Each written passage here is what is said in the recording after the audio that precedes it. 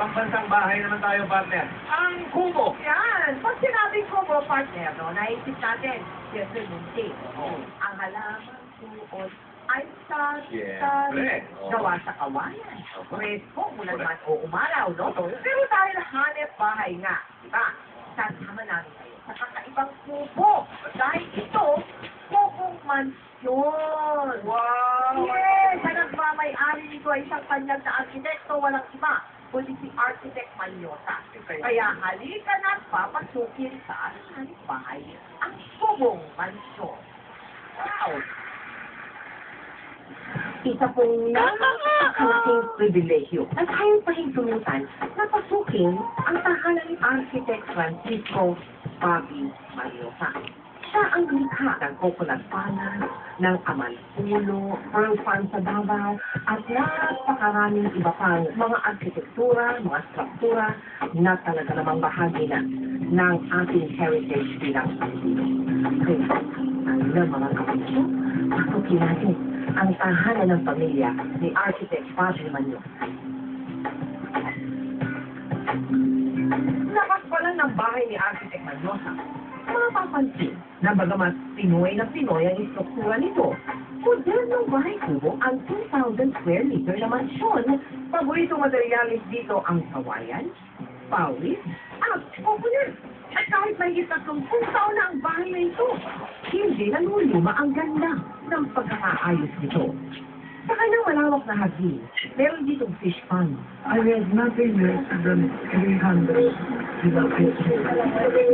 Oh, No, this is tilapia. oh my God! Huh?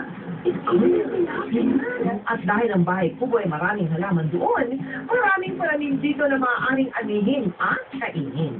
Oh, may buwa na yung sinyaw. Oh, video calamansi juice.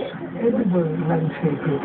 Edible landscaping. Oo. Uy, that's a new term, ha? Pero ang nakatutuwa sa hardin dito ay ang bahay kubo na sadyang itinayo para sa mga bata. Hindi ito masisira sa paglipas ng mahabang panahon dahil sa kakaibang materyales na ginamit dito. PVC.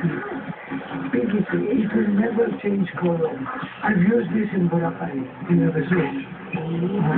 But it's It's a German invention. talagang ang tingin mo, indigenous pa naman yung sure. Pagpasok sa bahay ni Architect Manyosa, pansinin ang front door dito. Nakuha natin Yes, yes.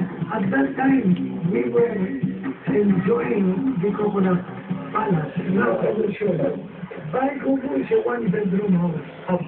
I don't have a dining room. So, I have a living room. And it is one room that opens up to the balconies. Beautiful. Sa eleganteng sinitanggapan ng tahanan ni Architect Manyosa, ipinagmamalaki niya rito ang kanyang chandelier na gawa sa pambihirang Philippine seashell, ang Black Ten. This is our 50 room. Yes, your figure ko. And that's all coconut shell. Oh my goodness! Akala ko granite!